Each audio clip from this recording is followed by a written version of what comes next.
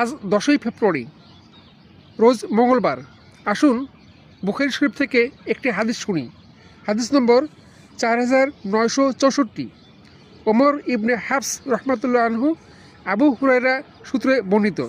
তিনি বলেন, নবী করিম সাল্লাল্লাহু আলাইহি সাল্লাম বলেছেন, উত্তম সাদাকা হলো যা দান করার পরেও মানুষ মুখাপেক্ষী থাকে। উপরের হাত নিচের হাতের চাইতে শ্রেষ্ঠ।